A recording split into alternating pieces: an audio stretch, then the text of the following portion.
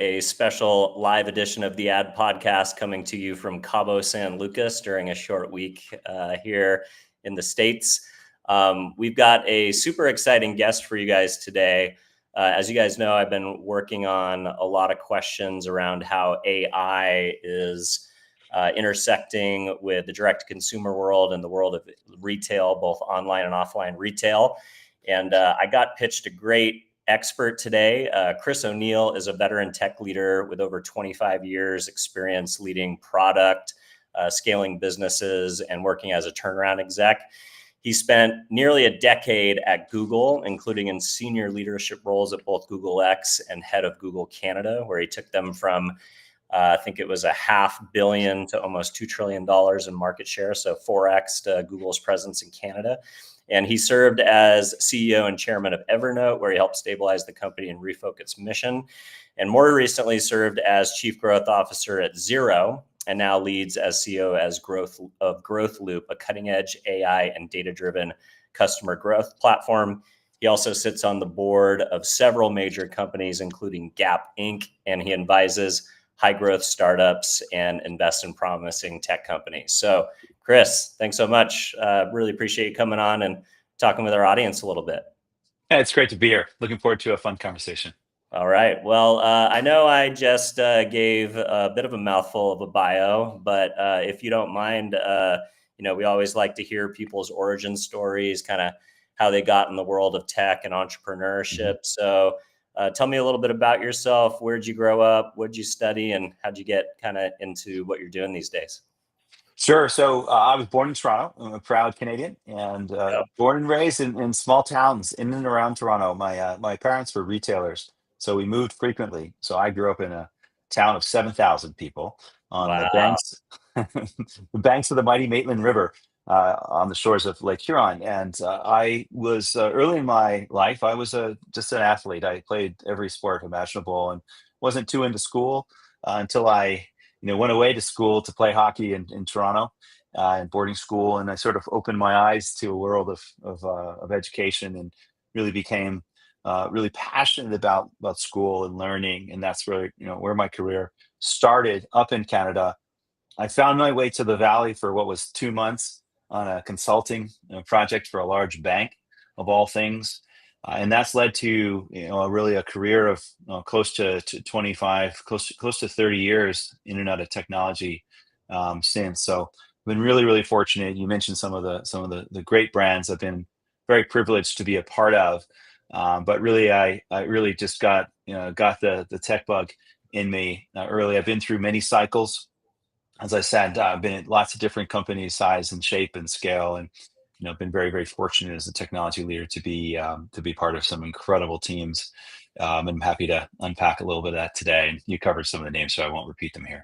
Yeah, totally. Well, let's talk a little bit about Google, because obviously that was a big chunk of your time. I imagine, you got to move around and work in some different groups, including Google X, which is kind of their innovation laboratory, so to speak, and then a few years as head of Google in Canada. So maybe spend a little bit of time on Google X, and what is it like working in that hub of innovation within a bigger company like Google, and what were some of the cool things you got to do there? Yeah, sure. So I first became introduced to Google in the very early days when I was an intern at a wine shopper.com, like an early .com bust company. But it was very early on. It was very obvious to me that, from an advertising perspective, what Google was offering is just superior in so many ways, right? It was accountable and trackable. I remember it was just, you could turn it up and down literally by the hour. So I was just super intrigued. And then when a number of my colleagues in the consulting world found their way to Google, I started talking to Google. This would have been in the 2004 timeframe. 20 or 30 interviews later, I landed a job at Google, and it was just such an interesting time. It's such a generational company, really, to be at the forefront to say, hey, how is it that you can make the world's information available and accessible to everyone, and then monetize it in a very clear, clever way. You're monetizing intent. essentially. Someone raises their hand. So it's one of the most beautiful business models ever invented. So I was very fortunate to be part of it. Incredible talent, of course, right? That's the best of all, is when you can get to work with just so many fun, smart, bright people. And then you get really lucky, right? So I was there for a number of years, 10 years total. I had 4 or 5 different jobs over the course of that time. And you touched on some of them. So I worked my way up the commercial side of the organization. As a Canadian, this is the headquarters, by the way, in the Bay Area in Mountain View. Hmm. I'd been asked to go back to Canada to lead the operations a number of different times, and it wasn't right personally or professionally. I did, in fact, do that, and it was a highlight of my career, right? Just to go Wow. back to your home country and really represent a brand at a time when, big tech, as it's called now, had a much more, I'd say, less complicated relationship with stakeholders like governments and society. So Yeah. it's a real honor, right? So we would do all sorts of fun things. We took our Street View cameras up to the Arctic with the Prime Minister. We did all sorts of programs to help get people online, right? A number of the small businesses, in fact, 63%, I still remember that number, of Canadian small businesses didn't even have a website when I was up there. And, this is like 10, 15 years ago, but still, it was just about how do you help make the web work for Canadians and Canadian small businesses. And it was a real honor. We built an incredible team, by the way, most of whom are still in place and doing a great job. I was contemplating what I wanted to do career wise, and in hockey, if you want to play at the top of the game, you play in the NHL, and the same is true with tech. If you want to be at the top of your game, you tend to be in the valley. There are other places in the world that are doing great too. It's not a valley or bust type of mindset, but I felt both personally and professionally I wanted to be back in the valley. And that's when I transferred into Google X. We call it the Moonshot Factory, right? So Yeah. Yeah. just and what I was working on was wearables, right? So if you're familiar with what Meta is doing now with wearables, Yeah. With there's the a Google number. Glass back then. Like we literally had those prototypes 10 years ago, talking to Luxottica, spending a lot of time in Italy, designing like literally how that's going to work. With so many things in life and certainly in technology, you overestimate the impact in the short term and you underestimate in the long term, right? And it certainly was the case. Like we were just 10, 15 years ahead of the time. Right. Hmm. So it's quite literally what you see in the market today was the stuff we were working on a long time ago. So it was incredible. Like you could, you walk, a couple feet in that direction, you'd find someone world class at their domain, whether that's software or hardware or optics or you name it. Google at the time, and still has incredible talent, of course, just had such good talent density. So you just really, really could do amazing things. So I had coming up on the 10-year mark at that time. Google Glass was ahead of its time. I think there's lots of stories that have been written about that.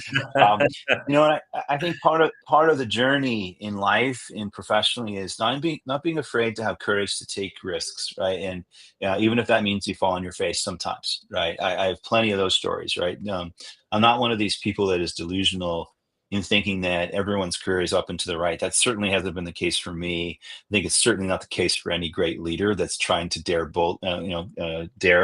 themselves to push and have the courage to try new things.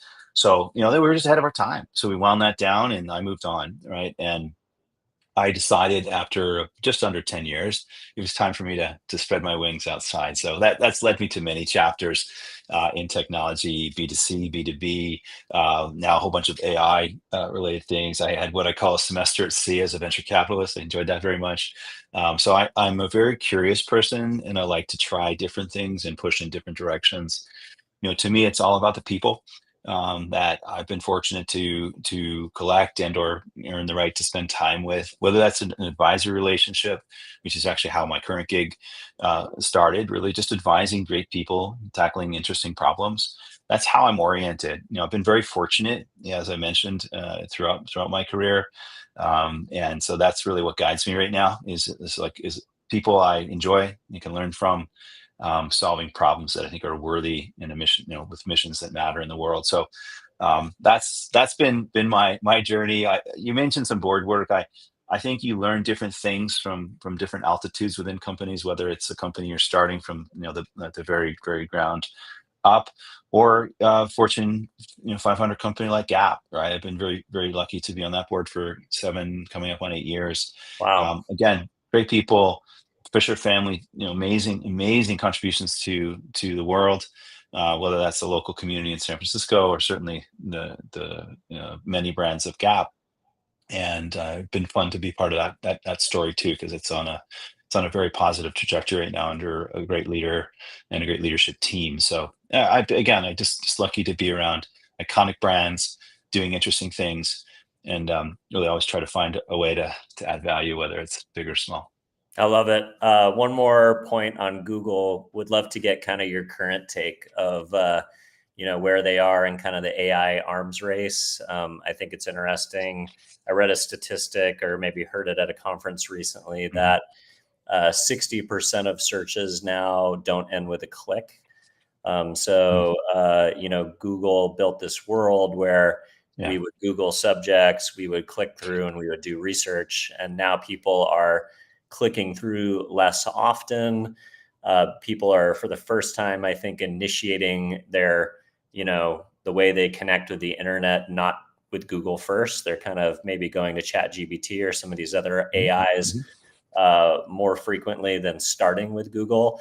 How much of a threat do you think that will be to kind of Google's dominance in the monopolies that they've had over certain parts of the industry, such as search? Do you think they're in a position where they finally might, have some challenges, or do you think they're going to figure out the AI piece and be a dominant player alongside some of these new upstarts? Yeah, well, we're recording this within a week after the release of Gemini 3, which is phenomenal. I spent a whole bunch. I went down the rabbit hole last night. I'm like, oh my gosh, this thing's amazing. So, look, I think it's important to note that these are such dynamic markets. They're moving. Like we'll talk about AI, I'm sure, in lots of different iterations. But I mentioned, I've been through different cycles. I've seen lots of different technology platform shifts. I've seen booms. I've seen busts. I've never seen anything like this in my technology career, right? Both in terms of the magnitude of the change and actually probably the slope of the change, right? Meaning it's happening so quickly. These models, right? Because Gemini 3 comes out and Cloud has a new model that's like literally the next day.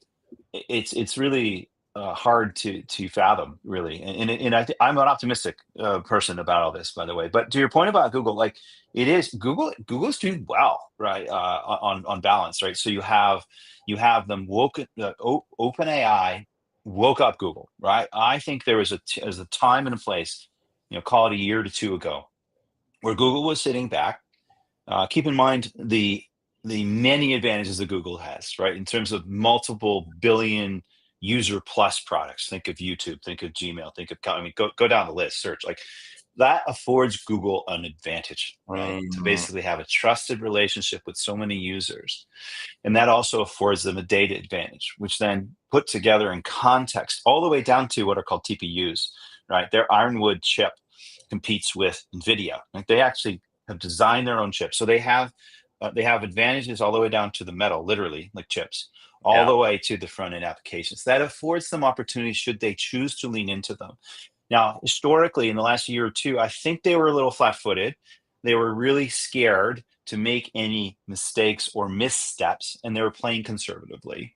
You could feel it, right? OpenAI, as dynamic markets tend to be, you have competitors who are really ferociously battling. And OpenAI was the wake-up call I think that Google needed, and it's done a really nice job. I'll give Google tons of credit. Their rate of innovation, basically, Sergey's back in their coding, literally, they are really, really leaning into some of those advantages and have gotten themselves into the race. Google Cloud, a separate business unit that, again, 10 years ago was literally nowhere, distant third, maybe even fourth place relative to AWS and Microsoft. So they've really, really ramped up their accomplishments and achievement on the Google Cloud side. Yes, are there disruptions in the front door, if you will, to where information is searched? Sure there is. But if you go back in time, I remember Larry saying this all the time. He said, listen, Google's mission is to connect you to the information that matters in the moment, right? So basically, he always thought there should only be one answer to every query, right? So this is not a new novel concept that you're connecting, or sometimes I'd say search without searching, or search. You're just saying searching without clicks. So that's always been the vision and the ultimate answer for Google. But this is not new, right? So if you think of what Amazon represented, a lot of the ways in which Google has made money over time is by basically monetizable queries, right? And a search for a product is much more valuable than a search for like weather or Yeah, some because it celebrity. ends with a transaction, right? Correct. So when Amazon has continued to do a very good job of having, Prime and all these other things that instantly bring members into the consideration set for any product, that represented a threat to Google's search business. They've weathered that really, really nicely. OpenAI, no doubt, is basically a new way that disrupts both SEO, search engine optimization, and potentially agentic commerce is going to set a new field of battle. It already has started a new battle. So look, I'm actually pretty. I've seen all sides of Google, both as an employee, as a customer, as a partner. As them being a customer now. So I've seen all sides of it. I'd say Google's firing more on most of the cylinders right now. Do they have competitive threats? Absolutely.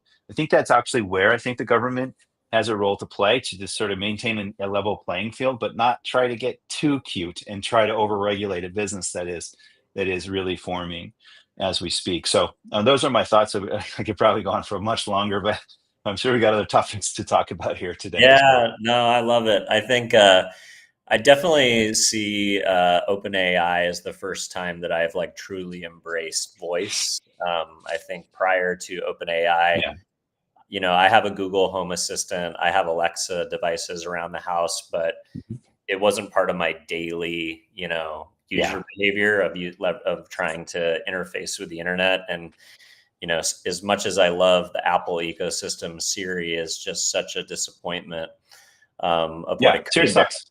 I Siri's know. just so bad. It's unbelievable. It's remarkable. But Yeah. your comment about voice and more generally what's called multimodal, right? So if the things that have surprised me, like the whole thing surprises me in a good way, really, that the rate of innovation. But the thing you're describing is voice has gotten so much better so quickly. Hmm. Again, I don't want to dwell too much on Siri being. I scratch my head every time I think about it. I can barely make it work for timers when I'm doing some workouts, and it's like, oh my gosh, It's still, bad. even that's a bit of a accomplishment. But multimodal, like the video and the image step ups, like Nano Banana, Neo in OpenAI, Sora, sorry, I get the names mixed up because there's so many of them, but like that stuff's amazing, right? It's amazing. It's having a pretty profound impact already, I think, on production, right? If you think about whether it's creative writ large or movies and so forth, like you're seeing whole commercials and even movies be written now with just AI. So kind of interesting when we think about the future. But multimodal, inclusive of voice and video, sight, sound, and motion is just astoundingly great. It's Yeah. moving at a pace I would not have expected. Yeah, it's crazy. So, would love to spend just a moment on Evernote. Your bio describes that as a turnaround mission. So, would love to kind of hear, Yeah. what shape was Evernote in? What excited you about that opportunity, and how did you leave things when you left? Yeah, yeah. Evernote's one of these incredible companies that created a category, right? So Mhm. I'm a bit of a sucker for a few things, right? Both category creating companies, either ones that, we just talked about one, Google, right? Google is in many ways bigger than a category. It just sort of is like a force in of itself. Um, When Evernote created, when the company becomes a verb, it's yeah, a category, right? yeah, there you go, exactly. So I don't know. I've been a user for a long time. Love the community. I was approached about joining the company, and it had created a category. Right? It was like remember everything. Like be an extension of your brain. Like a digital note taking category did not exist really before Evernote. I mean, there were some competitors, but it just could do no wrong until it could do no right. Right? It actually had lost its way a little bit and from a good place, right? It sort of went from one platform to all the different platforms. Really, a powerful value proposition to capture, your ideas at the pace at which you come up with them, right? So just amazing product, and the growth was global. Did all sorts of things right with Apple and Google and Android and Mike and Windows, etc. But then it tried to do too much, right? It was in B2B, it was in B2C, it was selling socks. It was just like so when you really step back and say, okay, great, are we delivering on the original promise of what made the company great in the first place? The answer, if we're really honest, was no. We've been Mm. trying to do too much. So it was about, how do you get back to that, right? How is it doing financially? Not great. It was burning a lot of cash and hadn't yet figured out monetization commensurate with the level of investment that we needed to support and innovate at the rate at which we needed to. And then in many cases, fix some of the things that pay down accumulated technology debt. So we needed to make some difficult choices in terms of, okay, let's maybe stop expanding so much globally. Let's return to the roots and say, hey, what made it great in the first place? Let's really get great at taking notes, right? And making sure that the experience, as boring and mundane as that sounds, was really, dare I say, delightful. So we were successful at doing that. It's a multi-year journey, to be clear, and ultimately was sold to a company called Bending Spoons in Italy, and it's in a good home and it's being invested and cared for. But it was really an effort to recalibrate the company back to what made it great in the first place.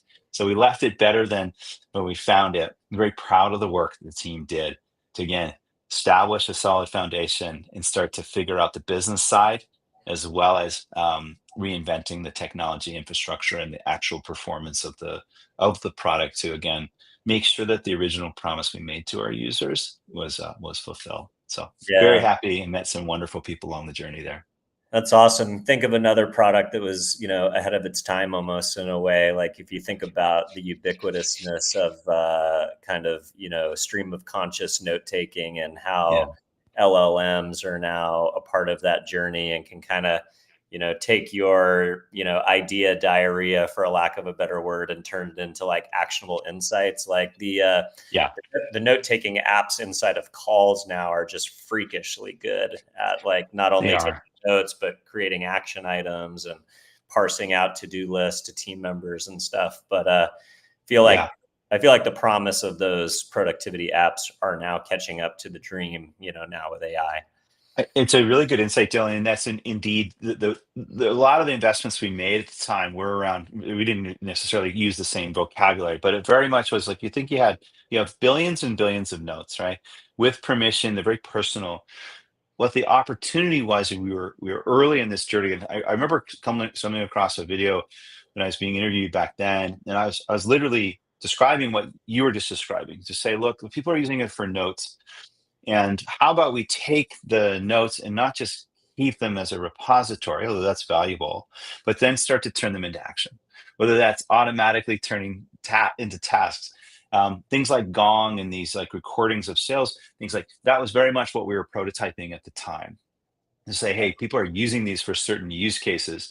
And I always had the vision of, it's like a personal chief of staff. Like, I'm fortunate to have a chief of staff, and she knows me better than I know myself most days, right? Like, quite literally, right? So Evernote and these productivity tools, to your point, with the transcription and the multimodal aspects, which we were talking about getting so good, they now are reliable to do those sorts of things. So it's really, I'm a big believer that the consumer side of the market, we're just getting going right now, right? For many years, we've been focused on the enterprise, right? A Mm, lot of the use cases for artificial intelligence, or really just in general with SaaS, have been more on the enterprise side, right? ChatGPT has opened up the floodgates in terms of that. It's first and foremost a beautiful consumerized experience. And there's all sorts of use cases that we've only just started to scratch the surface, and you're touching on one of them. yeah, I love that. All right, so let's get into the current. Tell me more about Growth Loop and how did you become the leader and CEO over there? Yeah, I alluded to it before. My orientation in the space of my life is really, do I enjoy the people I'm with, and are they solving interesting problems? And this was definitely the case here. David Houston and other co-founder Chris Sal were colleagues of mine at Google, right? So I was fortunate enough to work with some of their people. I met them, in particular David, and I just really enjoyed them, right? First and foremost, just like all the things that you'd expect of really high agency, high intelligence entrepreneurs. And they were clearly entrepreneurs trapped at Google. Or like, they watch how Google did things, and they're like, that doesn't make any sense. So they kept peeling off business ideas, and then they found the one which is now GrowthLoop. It started off as a company called Flywheel. And the notion was quite simple. They're business owners, or marketing owners more specifically, And they were trying to grow a category or a specific product.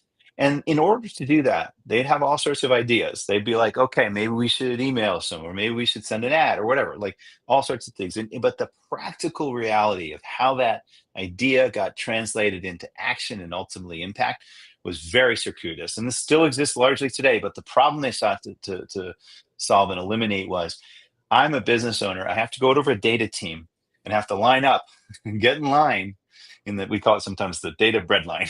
Like, please, can I have some bread uh, to get their data, their idea quantified and then actioned on. And usually that would bounce back and forth for days, weeks, sometimes longer in companies even to this day. So they said, okay, there's got to be a better way. Rather than me kind of pushing data all over the place, how about we actually do the opposite? How about we bring the data to the problem?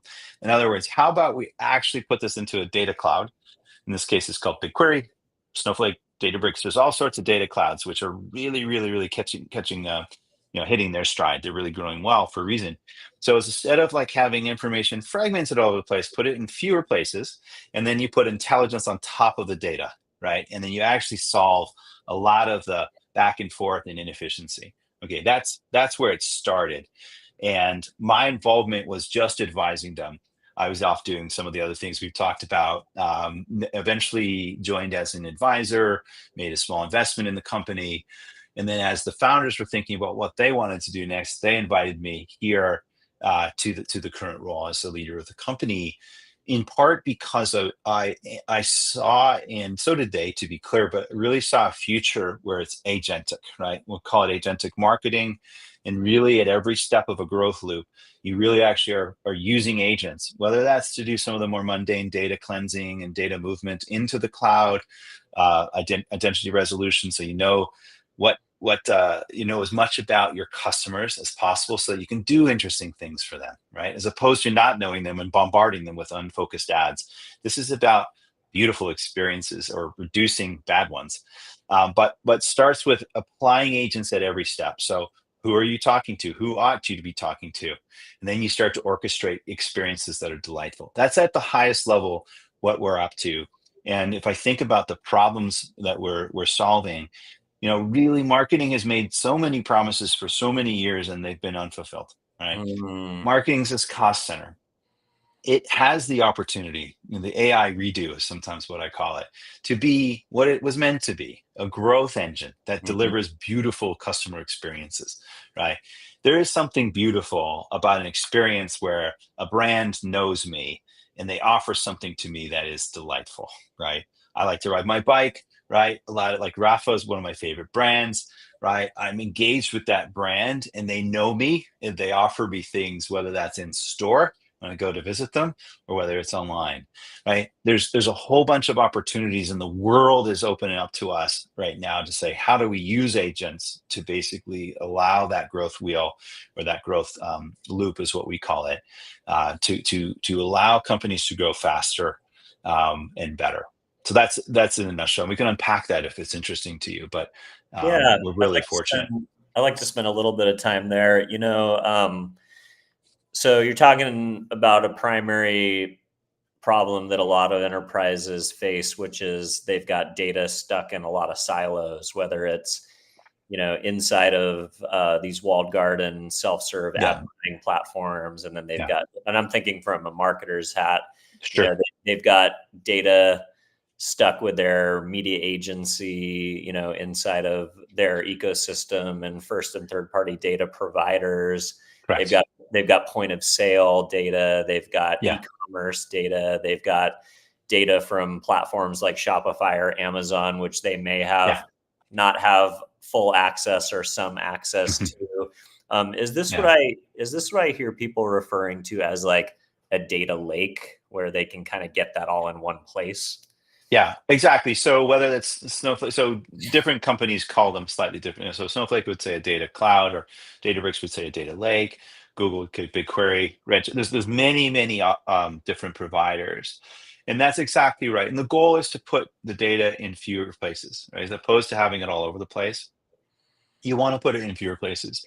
So if you look at the cumulative growth of the cloud companies, whether that's Amazon, Google Cloud, Databricks, et cetera, it's been compounding at a 50% growth rate for the last, call it 10 years, plus or minus, depending.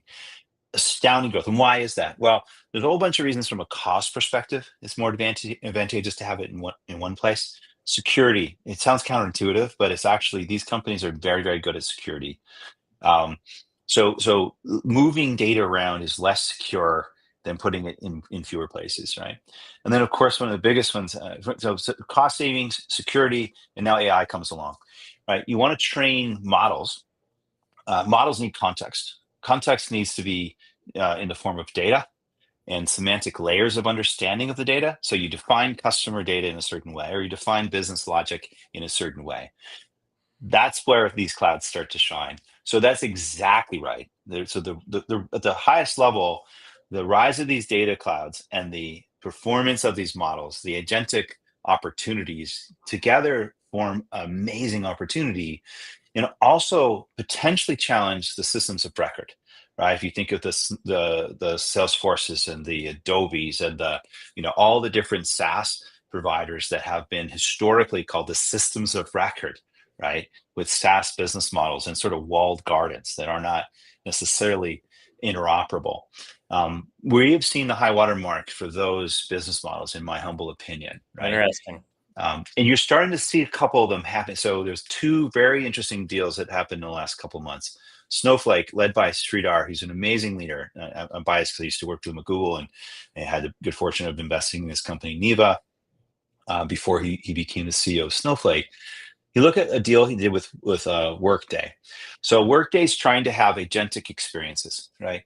The reality is Workday only has a small sliver of the overall information they need in order to deliver like an onboarding experience, right? Onboarding requires data that isn't just resident in Workday. Almost by definition, Workday has information once you started, right? What about before you started? The information from your hiring process and so forth, and many other things. So they've done a deal with Snowflake to basically create a blended or a hybrid experience that combines Workday, the specific information that is in the system of record for HR, coupled with all sorts of different information on the employee experience. That allows them to do agentic experiences that benefit from that whole breadth of data. That is very wise on both of their parts, by the way. So just trying to live in the walled gardens of Salesforce, Adobe, Workday, SAP, go down the list. I think those days, I don't want to say they're numbered, but their stranglehold on data is starting to weaken. Interesting. Is it going to be hard for enterprises to wrestle that data back from these walled gardens? Is that something that is an expectation now as brands go into procurement processes and look at their relationships with these platforms, that they need to start taking ownership of their data back and centralizing it and having it be something that they own versus third parties own? Yeah, and it won't be monolithic. Yeah, short answer is yes, right? This is what sometimes you'll hear the term composability. What that really means is you put your data in the data cloud and then you mix and match tools on top, right? So the days of monolithic legacy software, like I think those are largely over or beginning to end. So yeah, and it doesn't mean that everything will move all at once, right? So a lot of those tools and a lot of those legacy systems do things very well, right? Adobe does some amazing things in retail, right, as it relates to a site experience, right? They've been doing this for many years. So it's not as we're all gonna wake up and all the data is gonna be gone and like it's gonna flip. But I do think people, in terms of modern marketing stacks, control of your data is really number one, both from, again, compliance and AI workflow inputs. It's just a far better way to do it, and you have information that allows it to flow in multiple different directions to afford really AI powered workflows that really start to deliver results. So it's just a whole modern way to do it. Obviously, I'm biased because it's what we're doing, right? And we lucked into it in many ways. So it's better to be lucky than good, I guess. But both in terms of like necessity of like, hey, there's a better way to do this rather than moving data around. We'll put it on top of a data cloud and do interesting things. So you're seeing lots of these examples in the workplace, and we're focusing particularly on lifecycle marketing and or what we call commerce media networks. to help facilitate the relationships between brands and retailers, or brands and marketplaces more generally. Interesting. So I'm a marketer. I get all my data back, and I've got things in one of these data clouds or a data lake, or whatever the provider calls it. And now I want to start actioning my AI agents. What are some of the capabilities that these agents are going to have? Is Yeah, it figuring out audience segmentation and understanding like who my avatars are and who the personas that I should be targeting? Is it telling me yeah, what channels in which I should reach them? Is it helping me with creative optimization? What are the parts of the marketing stack, yeah, whether it's audience, creative, or yeah. channel? Like, what is it optimizing for, and how is it helping me, in a way that a non-coder can understand? Yeah, yeah. All of those things at various levels of precision today. Hmm. And let me try to unpack. At the highest level, the promise has always been like, this is what we're trying to accomplish from a business perspective, right? The smartest marketers that I know, or business leaders for that matter, if you read Jeff Bezos's day one letter, right, he's talking about the intrinsic value of Amazon is the discounted cash flows. I was a hedge fund nerd, right? So it's like discounted cash flows. The intrinsic value of Amazon is the discounted cash flows of all the customer relationships in time. Okay, Mm, why do I start there? I think the best business leaders do have a similar mindset that says, hey, it's the customer lifetime value. If you're thinking of a consumer business, it's the customer lifetime value you're trying to optimize for. So at the highest level, you say, hey, what are the things we can do to improve customer lifetime value? So if you have that as your dependent variable, the world I see is basically, we call these marketing programs, right? Marketing programs to say improve customer lifetime value by 5%. Go, right? The agents kick in and say, okay, how can we do that? What do we know about possible moves, audience segmentation, channels, offers, at the individual level that we can go and put into the world that would boost the customer lifetime value. Go out to the channels, push an opportunity, whether that's a welcome email or an offer or something in your application. It could be, gosh, it could be an invitation to an in-store event, whatever it happened to be. That's how this is that's the vision, and we're on the path to getting that happening. It's, again, each of the agents are working slightly better or worse depending, but the segmentation piece against the business objective is working really well right now, right? Because it's like, hey, here are things we can do to reduce churn. And then you basically run these experiments. You find out the causal relationship between the things that you did, stimuli, to basically the outcome. And then you can start to discern for real, for the first time, really, against the promise of like, hey, a true experiment that says we're not just hand wavy guessing correlative in a correlative way, but in a causal way, what actually caused something to move. So all those steps, right? Audience, which channels, in which sequence, right? A lot of these larger companies especially have very advanced data science teams that are doing propensity models. They're saying, hey, Dylan likes hats, right? So true. we it's true, I do too, and we should embed that insight into the journey that says, okay, great. Guess what we're going to show Dylan in his application? We're going to show him cool hats, right? Mm, Or price elasticity. We'll have a point of view on you and or a tightly defined segment that says this is a price sensitive person where price elasticity matters, or maybe not, right? It's that level of thing, and those insights aren't just out there in the ether.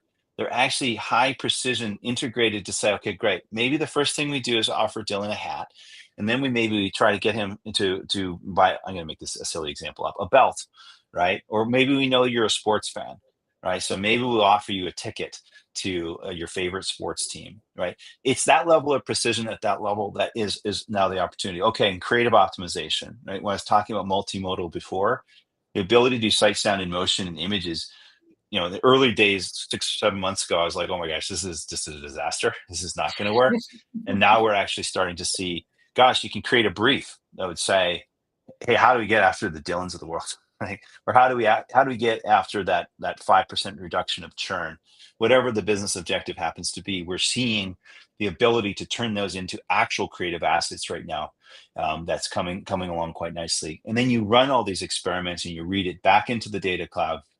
and then you lather, rinse, and repeat. You see what worked, and you just do more of what worked and less of what didn't.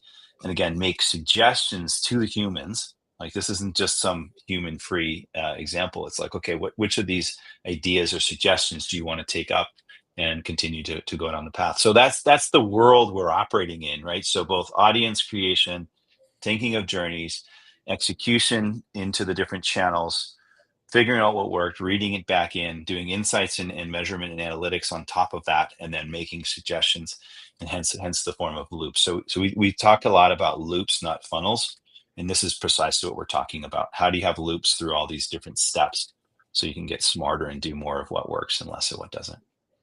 It's really interesting. I think the fact that you pointed to the most important quality being lifetime value of a customer, Yeah. I think is a unique insight. I was recently at a conference where somebody told me that the founder of the Ritz-Carlton empowered the frontline employees to spend up to $5,000 without any questions asked on surprising and delighting guests, because they already knew that the lifetime value of a Ritz-Carlton customer was $250,000. So Yeah. the example that was shared to me is a gentleman was on a trip. He lost his wedding ring. The staff went out and bought a metal detector for under $5,000. They combed the beach all night. They found the wedding ring and they got it back to the Yeah. I guy. mean, yeah. I think you'd That be a customer for life at that point, right? Like, come on, Yeah, like it's totally. amazing. So, and I thought that was a very exciting story, but that feels like as important as it's a empowering the frontline people with that type of customer centric culture. It also feels like it's an internal culture. Like, how can you marry that type of love for your consumer with kind of this fastly evolving technological ecosystem, and when we have all these touch points and digital and web and social, like can that type of a customer centric ethos be translated in the world of AI and digital touch points? I just wonder if that translates into the current way we're marketing. Yeah, I think so is the short answer. And let me start, maybe a well, let me start this way. Like, that's a pretty specific example where someone had a wedding ring that's lost. But like, think of slightly less obscure, more generalizable and actionable insights. I mentioned your love of hats, right? We could keep going, right?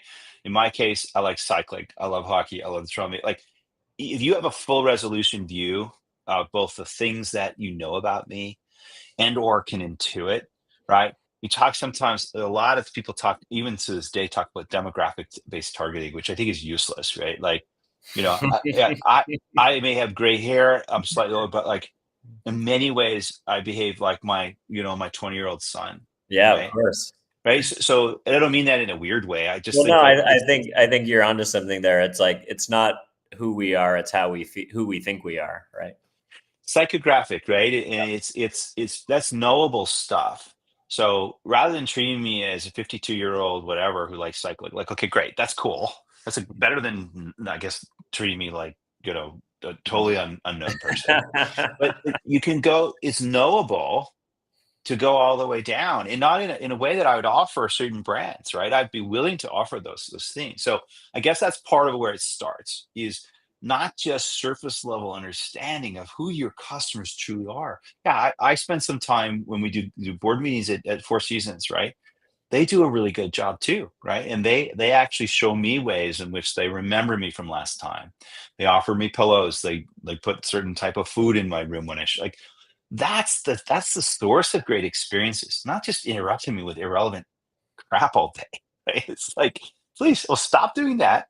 So that's one part of it. And I'll come back to the other side of it from a brand perspective, where agents actually, in my worldview, there'll be agents on both sides of transactions, not in a creepy kind of Terminator-like way, but really in a way that will start to foster connections in a way that just would remove friction in a delightful way. But the other part, actually, speaking of fishing, is like, so much of what happens with marketing today, if you actually follow it all the way through, it's so much toil. right? There's a reason why you only have a subset, like, I don't know, 6 or 8 segments, and there's a reason why the creative all looks the same, right? Because it's all manual, it's all toil, and it's all based on proxies.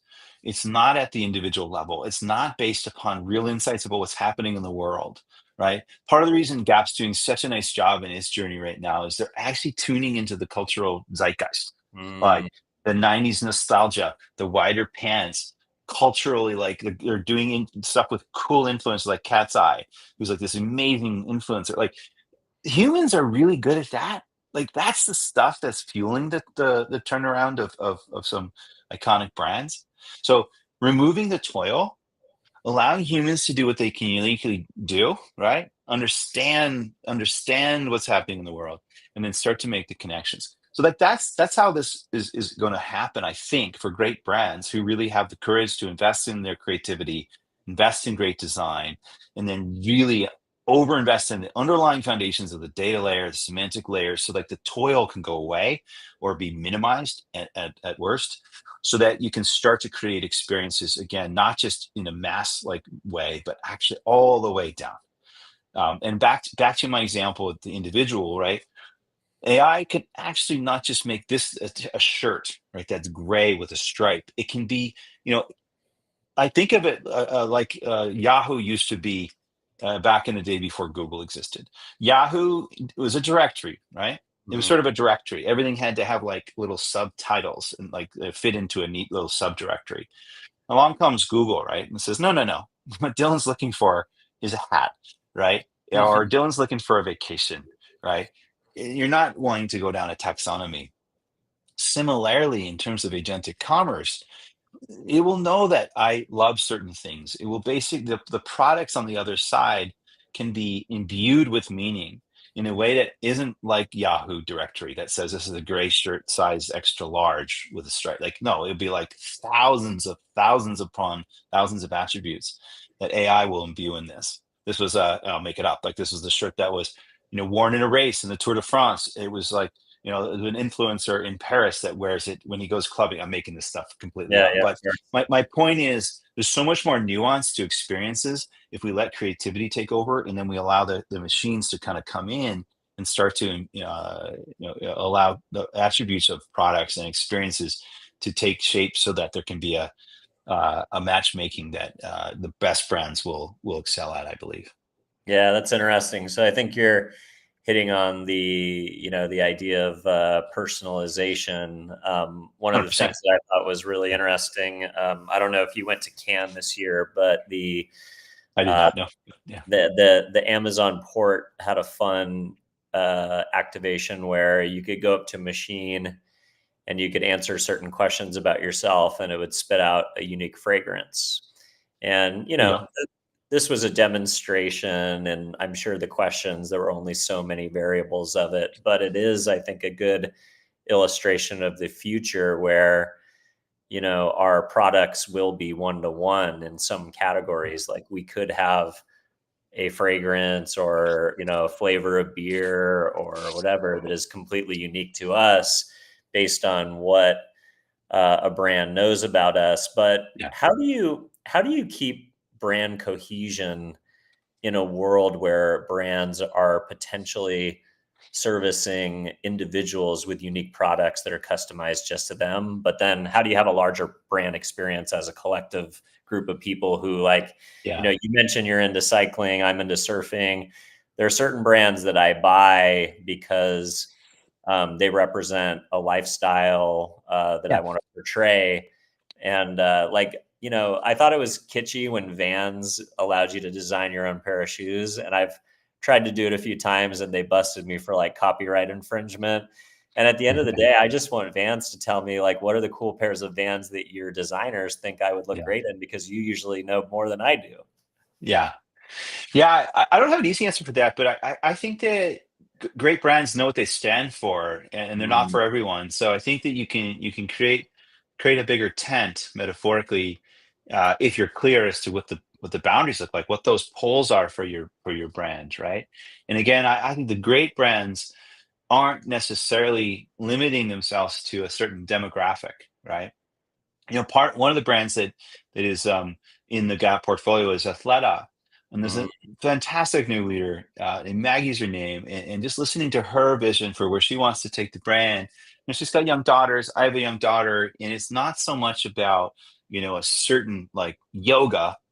It's more about a spirit of mm. feminism and like they talk about the power of she, and it means something, right? So it can open the tent, and again, if there's personalized experiences underneath that resonate with the individual people in that community, that's how great brands will succeed. And so there's not a formulaic aspect to it.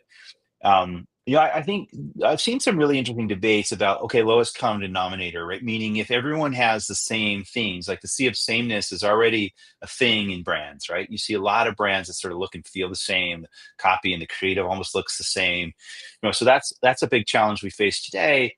And the argument, the bear case says basically if we're going to be using the same models with the same models, meaning LLM models, right? And like, won't that mean we're going to talk the same way to the same people? And like, I don't think so. I've seen really interesting creative, like the creative director, this guy Zach Posen at Gap is amazing. He's so amazing. He really designs with his hands, but he has a very informed view that we're using digital product creation in retail in this case now, where you render something. Historically, it used to be rendered and then turned into software, and then software was turned into products over an extended period of time. You get a sample, you send it back and forth across the ocean. It takes literally months, right, to then have that product ultimately be refined.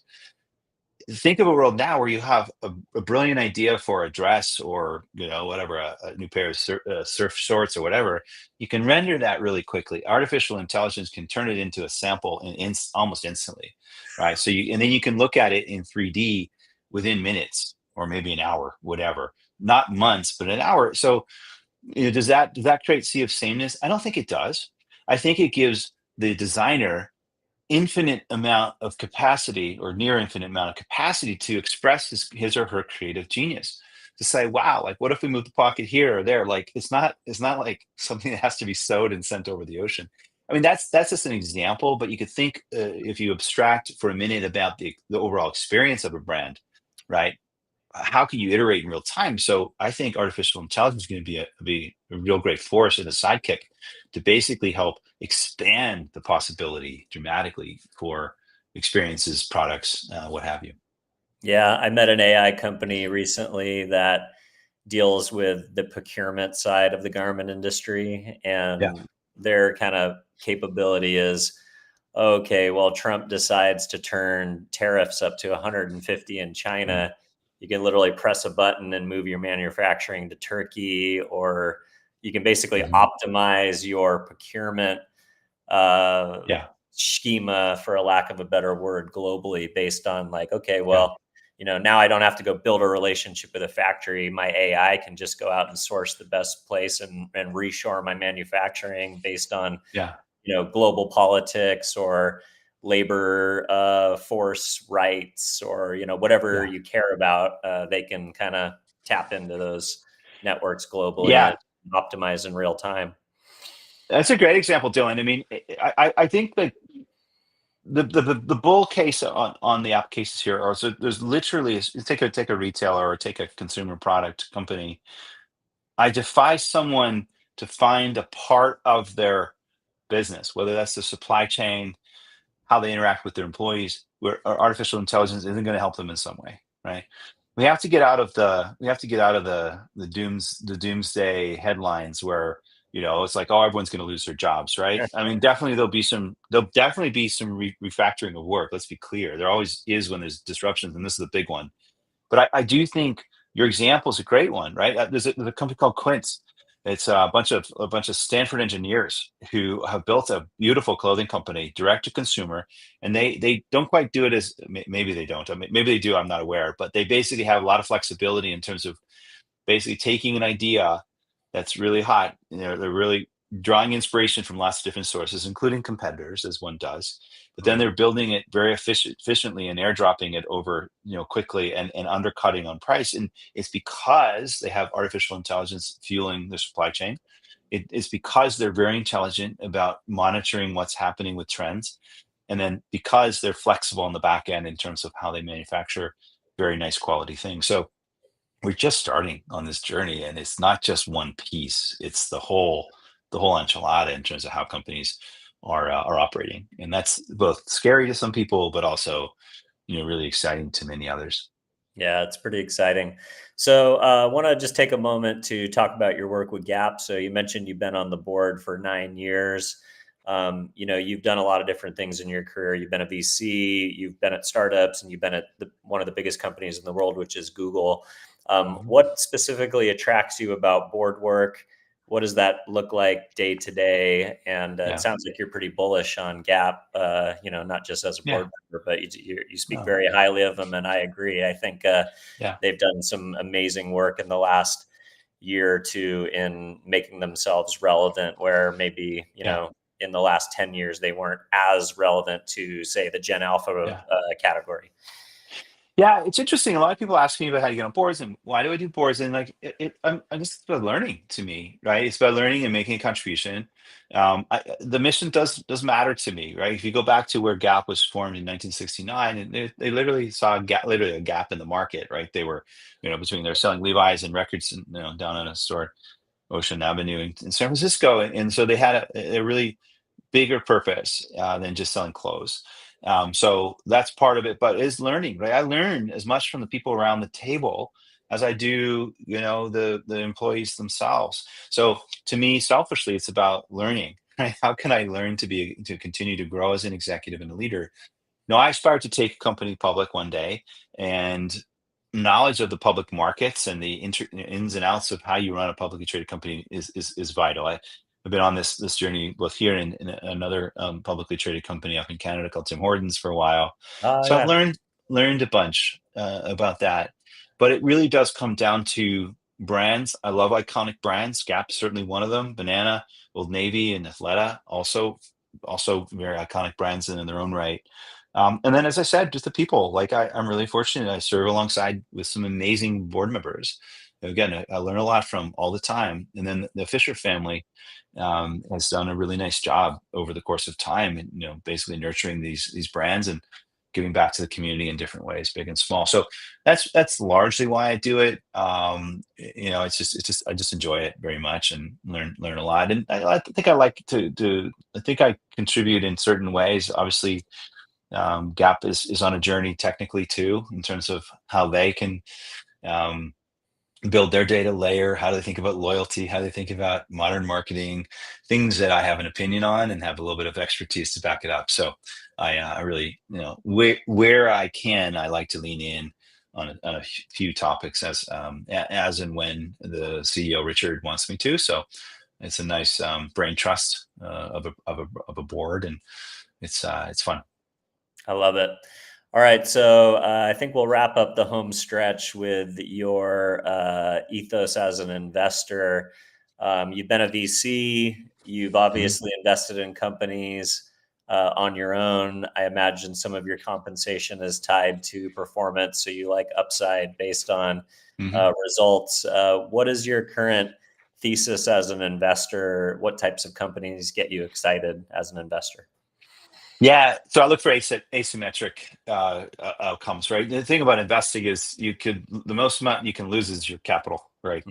But you can get multiples of it when you get it right. Um, so that's just off the bat. I do mean what I say about people. I often am investing very early when it's sort of just a concept, or very, very early. In that case, it's almost all weighted on the person, the entrepreneur. Do they have resilience? Do they have that certain je ne sais quoi that kind of you can feel it? Because there's very, very few times when that idea is going to, like the Mike Tyson, everyone has a plan to get punched in the face. Like it's just true, right? It's like you can have a great idea, and the best product and engineering teams that I've ever encountered maybe get it right half the time, maybe if they're lucky, if they're really, really good. So the game is about having ideas, having a strong point of view, and then being relentless about execution, and really having just a confidence bordering on just sort of obsession that really powers you through the dark times when you're really grinding through product market fit. So I'm a big believer in kind of people. Yes, they need to have a point of view, and yes, they need to have kind of a founder market fit concept. So it's something they're genuinely passionate about. I love that. I think there's interesting things happening at the application layer, right? So there's one company I advised and invested in called Emma, which is a former chief product officer of Coinbase and a former colleague of mine at Google. This is basically building agentic workers inside of a company to augment some workflows and some things like from everything from drug interactions to claims processing, and they're doing a million different things right now, which is, I shouldn't say a million, they're doing many different workflows and doing some interesting stuff. So I think we're just starting to scratch the surface at the application layer of agents, right? Xero, not one of the companies I'm invested in, but Xero is doing a lot of the customer interaction for B2C brands. Clearly a use case that's taken off. Coding, you think of all the different code development companies, Cursor, and all this good stuff. A fellow board member of mine, Tarek, has a company that's basically called Sonar. That's basically doing code quality reviews. Those are clearly exploding use cases. I helped a company called Glean, helped get that company off the ground and on its way right now. It's basically internal, kind of like a work assistant that allows you to bring information. You talk about search without searching. It brings you the information you need as an employee to do work. So there's all these pockets of very successful killer use cases right now, and we're just getting started. So I believe that the application layer is just getting started. But it's really anchored in the belief of the power and the belief in the entrepreneur itself or the co-founders. That's almost always where it starts and ends for me. Love it. Well, we're entering a brave new world. Well, Chris, I've really enjoyed spending some time with you today to get your take on AI and e-commerce and marketing and all the topics that we've explored. Where would you like to send the audience to learn more about what you're doing or connect with you if they have any follow-ups? Yeah, Dylan, likewise, I enjoyed the conversation very much. I usually try to stay up on LinkedIn. So LinkedIn's the best place for people to track me down. And I always try to interact with people when they reach out if I can. Amazing. And for those of you who are following along at home, if this is the first time you're seeing the show and you like the conversation that I had with Chris today, don't forget to give us a follow or a subscribe. If you're listening, wherever you happen to be listening to the show, an honest review is how we find a larger audience organically. And last but not least, if there is a entrepreneur out there somewhere in your network, somebody who wants to learn more about board work and some of the advantages that come along with that, both from a learning and a professional perspective. But most importantly, if there's someone out there in marketing land who you think would enjoy the conversation that I had with Chris today about the agentic revolution that is happening with our data and how to create delightful customer experiences using some of these models and technologies, do not forget to share the show. And with that, this will probably be the last episode for before Thanksgiving. So I'll wish you guys all a happy holiday. Chris, thanks so much, man. Really appreciate your time today.